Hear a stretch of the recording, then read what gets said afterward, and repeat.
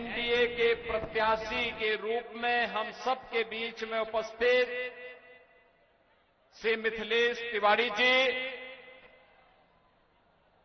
Bharatiya Janata party के जिला के अध्यक्ष श्री संदीप गिरी जी,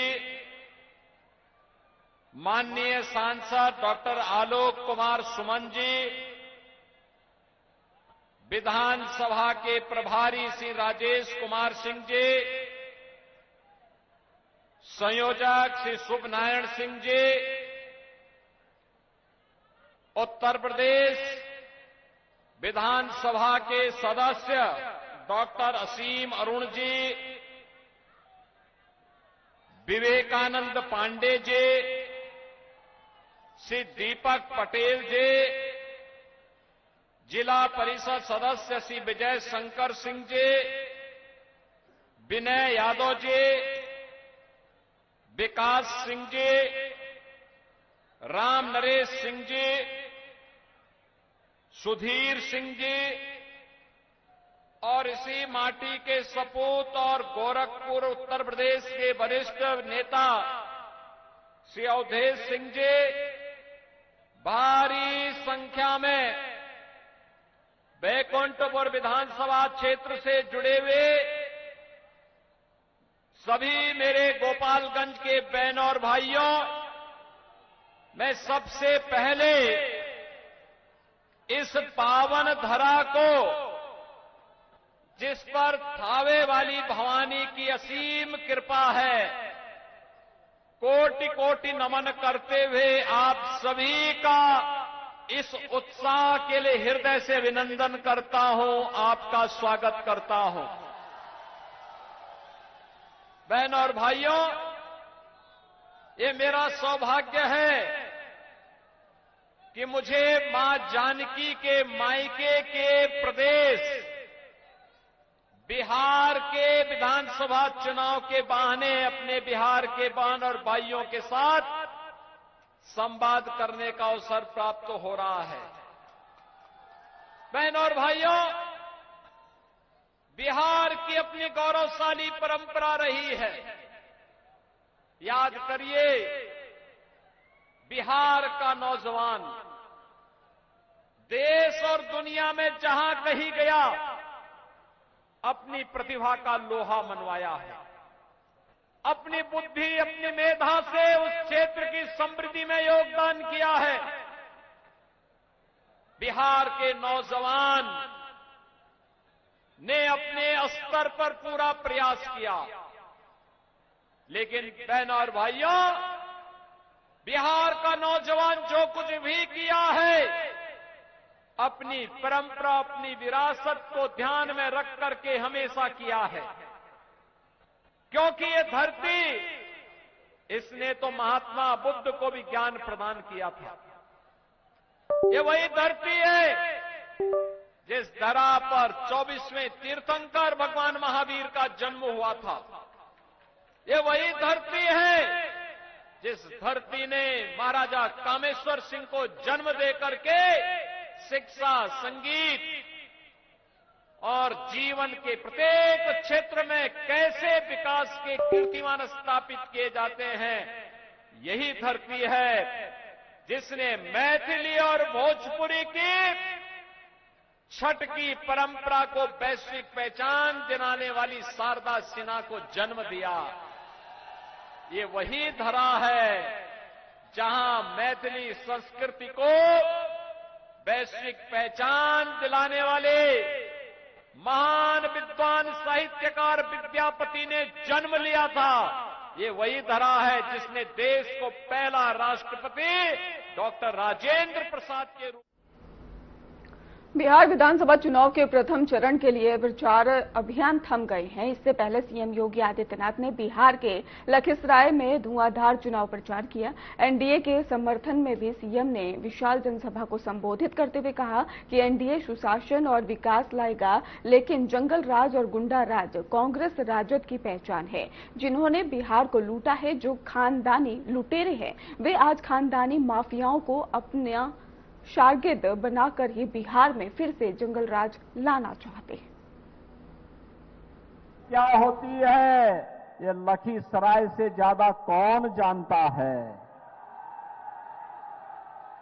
और भारत की बहनों के सिंदूर की रक्षा करने के लिए प्रधानमंत्री मोदी जी ने अपने दुश्मन के खिलाफ ऑपरेशन सिंदूर के माध्यम से जिन तोपों का इस्तेमाल किया था, जो मिसाइल इस्तेमाल की गई थी, वह लखनऊ में ही हम लोगों ने बनवाई थी। और आज इसीलिए मैं आज आपके बीच आया हूं। बहन और भाइयों, यही अंतर है जंगल राज और सुशासन में। पहले बिहार के नौजवानों के सामने पहचान का संकट था। बिहार में कोई गरीब कल्याणकारी योजनाएं लागू नहीं हो पाती थी। बिहार के अंदर विकास के कार्य दिखाई नहीं देते थे, क्योंकि विकास के लिए जो पैसा होता था, ये परिवारवाद और वंशवाद पर चलने वाली आरजेडी और कांग्रेस के नेता सब हड़प जाते थे, सब कुछ डकार जाते थे। बिहार के लोगों के सामने, नौजवानों के सामने नौकरी का संकट था, आजीविका का संकट नागरिकों के सामने था। अन्नदाता किसान प्लान करने के लिए मजबूर था, श्रमिक भटकता था, व्यापारी असुरक्षित था, बहन और बेटी की इज्जत दांव पे लगी थी।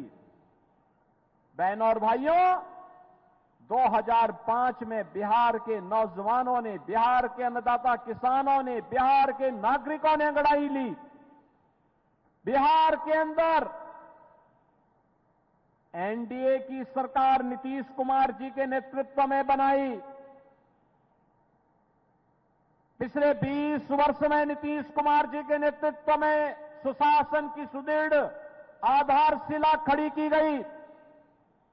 बिहार में विकास होता हुआ दिखाई दे रहा है। सुशासन और विकास ये एनडीए लाएगा। जंगल राज और गुंडा राज ये आरजेडी और कांग्रेस की पहचान है, इनकी खानदानी पहचान है। ये जिन लोगों ने बिहार को लूटा,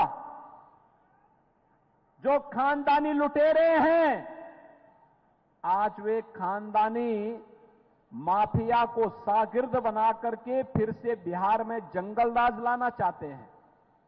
आप याद करिए, उत्तर प्रदेश में डबल इंजन की सरकार नहीं होती तो क्या उत्तर प्रदेश में राम मंदिर का निर्माण अयोध्या में हो पाया होता क्या?